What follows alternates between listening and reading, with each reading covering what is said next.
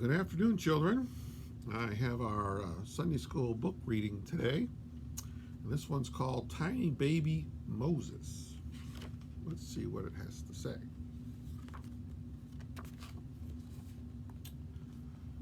There's a boy and there's a girl. There's a river. Let's see what it says. Just skipping stones and chasing frogs along the river Nile. That's how two friends would spend their time, chattering all the while. For the Hebrew boy named Moses loved to hear the story of his dear friend's tale of God's full grace, a story filled with love. Now, Moses came to know his friend in a most unusual way. That's how the story will begin on that miracle of a day. So there they are. They're in Egypt. There's the pyramids. And he's going to hear about the story. Ooh, look at these guys. They look angry with their whips. And all these people look really, really sad and hurting, right? Hey, you guys are all bad, and these guys are angry, whipping. Those headdresses tell you that they were Egyptians. Before the time of Moses' birth, a cruel Egyptian king made an unbelievable rule. His law changed everything. This king named Pharaoh came to feel he needed more attention.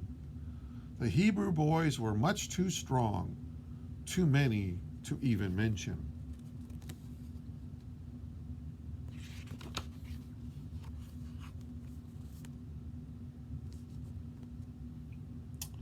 So there's a boy and a girl and a mom. You see the baby?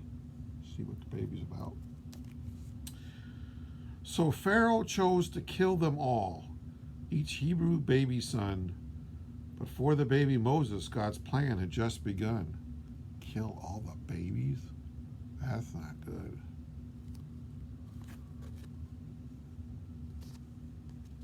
Now let's see what God's plan is.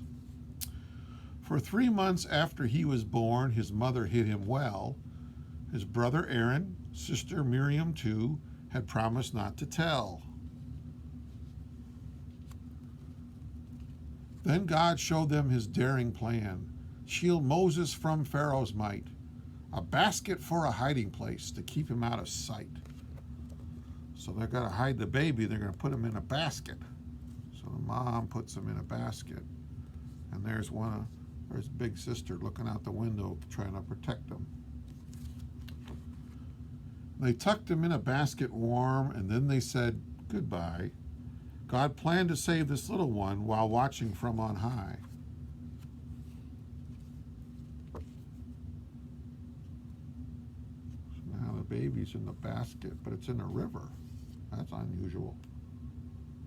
And here's somebody, looks like a queen or something, and a couple of other girls. Let's see. Miriam set the basket afloat, then hid right near the water. She spied some others coming close. One looked like Pharaoh's daughter. So this is Miriam, Moses' sister, and she's hiding to see what's going to happen. And this isn't a queen, but this is Pharaoh's daughter, a princess. The princess and her servant girl heard a little cry. The servant girl took one quick look. A baby? A basket? Why? Why would this baby be in a basket floating in the Nile?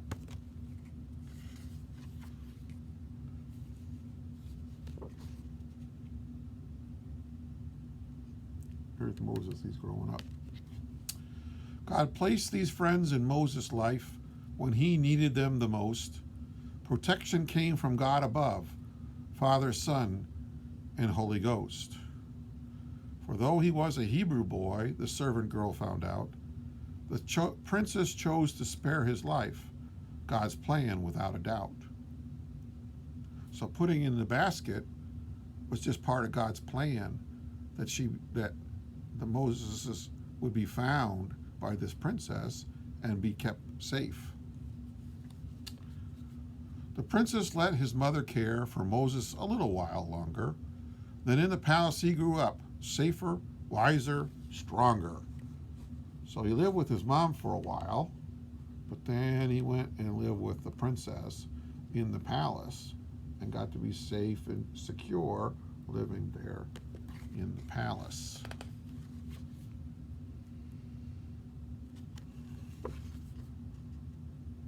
Now here's Moses when he's old. So he's got gray beard. Oh, these are the people of Israel. And this here is water, but what do you see in between?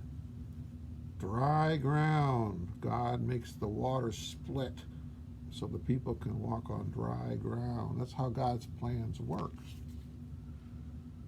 Saved by the Father's lasting love, God would call this boy someday to lead his people and serve God, to follow and obey.